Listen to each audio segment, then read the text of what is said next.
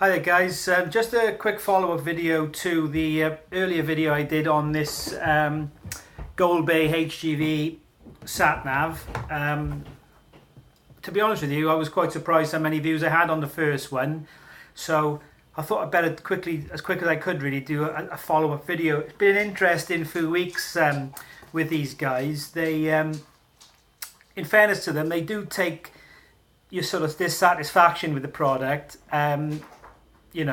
quite seriously, and they are very, very helpful. I'll give them that. I said, if you remember in the first video, for those guys who have watched it, that it was you program it for the truck and it just doesn't acknowledge the truck, and I was doing that regular run and it was a low bridge, and whatever dimensions I put into the sat nav, the thing kept taking me into this low bridge. I've been in touch with the seller, and they asked me to do a couple of resets and a few little fiddly things which I tried, which didn't make a blind bit of difference. And then they sent me some instructions to get onto their website, and get onto their downloads page. They gave me a password and a login name.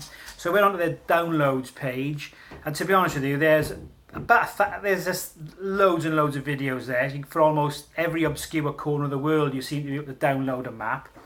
So I had a little scroll through, and on the second page it said United Kingdom, Truck United Kingdom 2016. So it kind of seemed the obvious one to go for, really. So I got my son to do it. It's not particularly complicated, but you had to unzip files and do all sorts of stuff I couldn't do. So my son downloaded it for me, updated the maps, and lo and behold, it started working. I programmed that Oxford run I mentioned on the first video, from Newport to Oxford, where there's that low bridge in Swindon, and as soon as I put the truck dimensions higher than the bridge, it diverted me up the M5 and around the top straight away. That's all I needed to do was to change the dimensions, which is what I did the first time, and it made no difference at all. So it's a bit frustrating, really, because I didn't give it a particularly good review at the beginning, and as I said at the start, quite a lot of people have watched the video, so I feel quite bad for Goldbay now. But on the other hand, if you buy something that says a HGV Sat Nav and you're buying it in the UK, you'd imagine that would come supplied with software that would actually do the job that it's supposed to do. It seems obvious, really, that you wouldn't think that you'd have to go on their website after a couple of conversations and messages and stuff and get the information that you want and then download it. You'd imagine it should be there, but clearly it's not.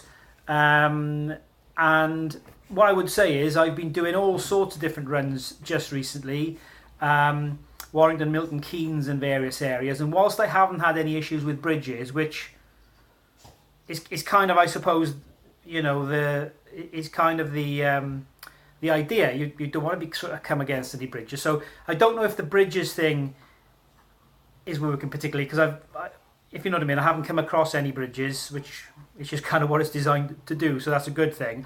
But what it has been doing really well as well is it's been telling me when I'm coming or going towards any restricted roads or weight restricted roads.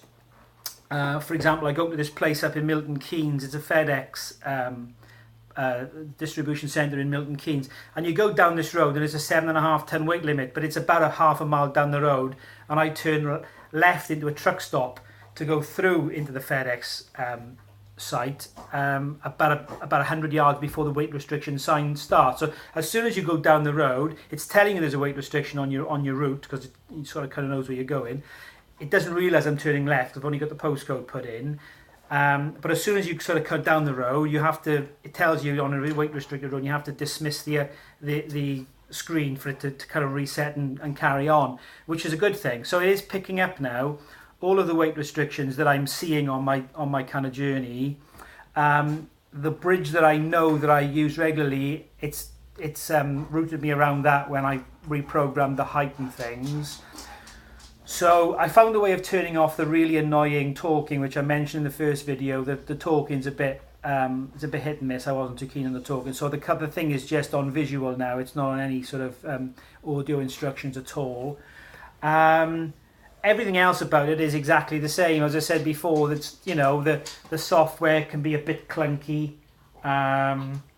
but you know, it's, and as I said in the first video, you know, if I thought the thing was going to do what I wanted it to do, I could have lived with some of those little anomalies. Some of you probably won't, but I felt that I could. So now that I feel that it's taking me where I should be going in a, you know, up to a class 1 sort of 44-ton truck. I'm actually now using it. I have been the last week or so, and it's been absolutely fine. Like I say, a couple of things that since I've been using it a bit more, because when I first had it, I'd really only use it for a day or two. When you turn the ignition off and then it powers, it senses that the AC power is gone. So rather than keep it on battery, it gives you the option. Then it shuts itself off.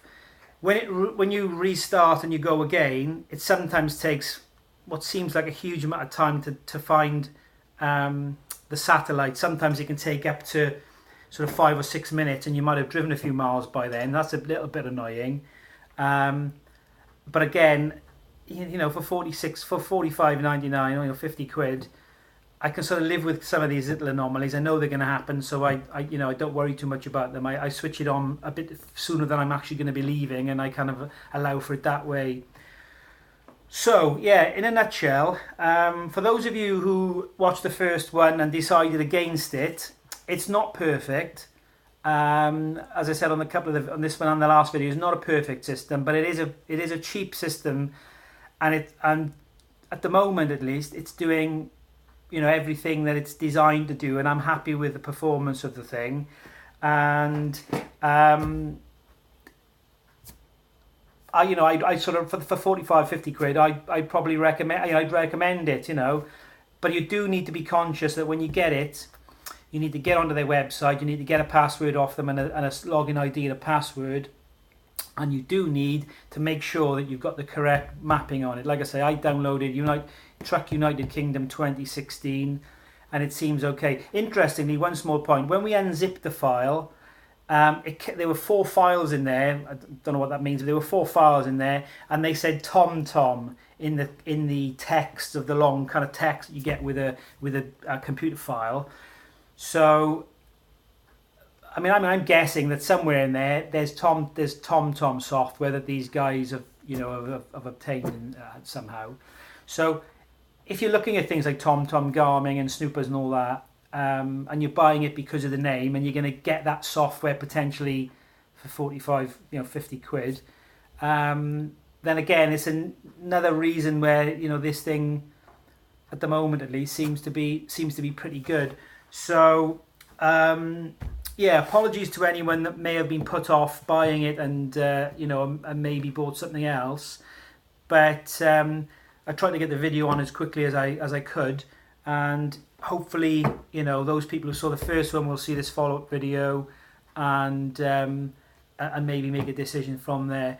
I've had a few messages on the first video, so again, if there's anything I've missed that you want to ask, feel free to drop me a message on the system there, and I'll be happy to tell you my experiences in more detail if needs be. But thanks very much, and be safe out there.